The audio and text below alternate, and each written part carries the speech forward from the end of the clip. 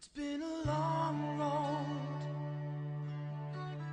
getting from there to here.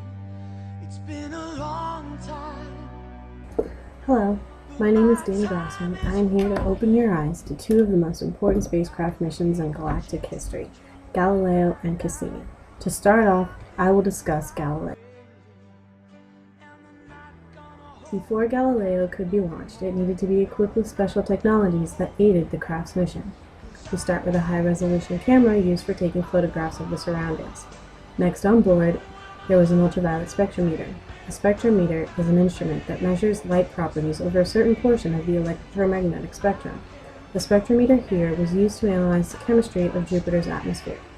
Also on board was an infrared mapping spectrometer that collected the data that scientists here on Earth used to create the infrared maps. There was also a photopolarimeter radiometer that measured the radiant and reflected energy. And finally, a dish antenna used to track the probe and relay collected data back to Earth as it entered Jupiter's atmosphere. Galileo was launched on October 18, 1989, in the Space Shuttle Atlantis from Kennedy Space Center in South Florida. Galileo lacked enough fuel to completely reach Jupiter on its own. However, the craft was able to borrow enough energy from Venus and Earth.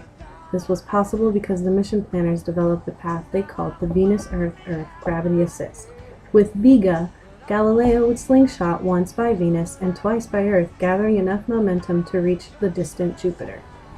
Galileo flew by Venus on February 10, 1990, 16,000 kilometers away. On October 8, 1990, 960 kilometers away, it flew by Earth for the first time. On October 29, 1991, during Galileo's first trip into the asteroid belt, it made the first close approach to an asteroid called Gaspar, 1,600 kilometers away. Galileo flew by Earth for the second time on December 8, 1992, 305 kilometers away. The second time Galileo went through the asteroid belt, it found an asteroid named Ida, followed by Galileo's first discovery, tiny moon orbiting Ida, now named Dactyl, 2,400 kilometers away on August 28, 1993. July 16 through the 22nd in 1994, Galileo was in position to watch fragments of Shoemaker-Levy 9, a comet, crash into Jupiter.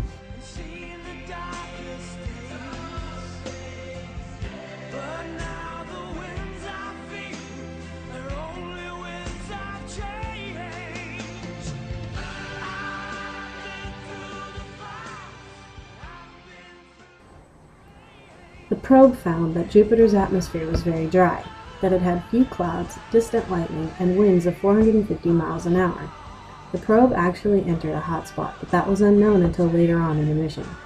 The probe was eventually melted and vaporized by the intense heat of the atmosphere. Galileo had to use its main engine in order to get it into orbit around Jupiter. It took several hours before mission control confirmed that Galileo was in fact in safe orbit. Galileo traveled in orbits around Jupiter, each lasting about 2 months. Different distances allowed Galileo to sample different parts of the planet's extensive magnetosphere. To keep track of Galileo's journey, each orbit is numbered and named for the moon that the spacecraft encountered at closest range. During orbit C-3, for example, the third orbit around Jupiter, Galileo flew near the moon Callisto. Collected data was saved on the onboard tape recorder on Galileo. While Galileo continues its orbit, it transmits the data with a low-gain antenna back down to Earth. During this same time, also being sent back to Earth, is measurements of Jupiter's magnetosphere. Galileo's mission was extended after its initial mission of 11 orbits because it had collected so much data that it proved it was capable of doing much more. The initial mission ended exactly 2 years after it began, December 7, 1997. Because the craft was still in good condition, NASA approved the Galileo Europa mission, a 2-year study often called GEM. This included 14 more orbits around Jupiter. This time, though, the focus was on ice, water, and fire. While investigating Europa, Galileo got extremely close to the moon, so close in fact that if there were something the size of a school bus, Galileo would have detected it.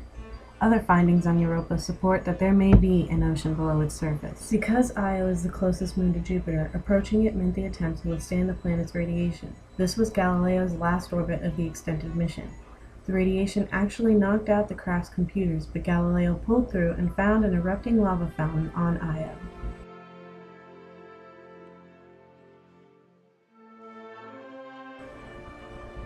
On September 21, 2003, Galileo took its final steps. The spacecraft was sent on a full-on collision course with Jupiter's atmosphere to end the mission.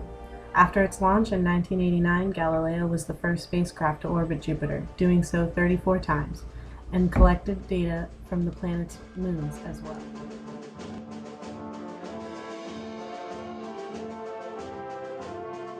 Cassini was launched on October 15, 1997, from the Cape Canaveral Air Force Station in Florida. It was launched from the Titan 4B and weighed 1 million kilograms. Cassini's primary mission lasted 4 years long. The Cassini Huygens project was the outcome of a cooperative project involving NASA and the European Space Agency. Cassini was NASA-provided, and the Huygens lander provided by the European Agency, and was to study Saturn's largest moon, Titan. Cassini was sent to explore Saturn and its moons, and was built to last 11 years. The instruments that Cassini was to use while on its primary 4-year mission were a composite infrared spectrometer, an imaging system, an ultraviolet imaging spectrograph, a visual and infrared mapping spectrometer, an imaging radar, a radio science, a plasma spectrometer, a cosmic dust analyzer, an ion and neutral mass spectrometer, a magnetometer, a magnetospheric imaging instrument, and a radioplasma wave science. Cassini flew by Venus the first time on April 26, 1998 at 234 kilometers away. It flew by Venus the second time on June 24, 1999 at 600 kilometers away. Cassini flew by Earth on August 18, 1999 at 1,171 kilometers away. It flew by Jupiter on December 30, 2000 at 10 million kilometers away. It finally arrived at Saturn on June 30, 2004. Cassini was the first craft to actually orbit around Saturn, meaning Pioneer 11 and Voyagers 1 and 2 were just flyby missions. Cassini released the Huygens probe on December 24, 2004. The probe entered Titan's atmosphere on January 14, 2005, while Cassini continued its orbit around Saturn. During the probe's descent, it deployed a parachute to stabilize itself while it relayed pictures and information back to Cassini to send back to Earth. Huygens landed on rock and mud and victoriously sent back the very first pictures of a moon other than Earth's. Cassini continued to orbit Saturn, passing Titan a number of times and accumulating near glimpses of several of Saturn's other moons like Iapetus, Enceladus, Dione, Rhea, and further look-sees at moons like Tethys, Mimas, and Hyperion. Enceladus delivered one of the mission's greatest surprises: geysers erupting from a moon previously thought to be frozen and inert. Scientists found the geysers create one of Saturn's rings.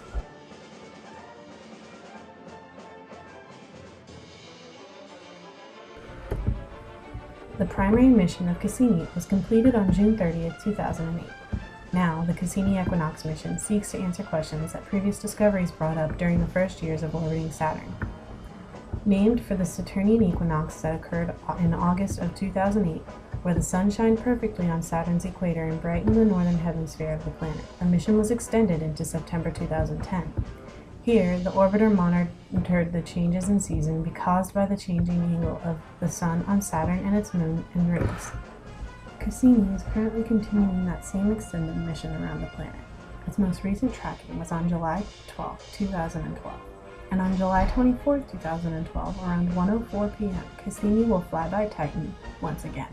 It is my belief that both the Galileo and the Cassini spacecraft missions have done more than go into outer space and observe a couple planets and their moons. These missions have brought great intelligence to the scientific community. With both of these missions, there have been discoveries that have not only proven but disproven theories previously thought of. It is events like this that help better understand our solar system and our universe.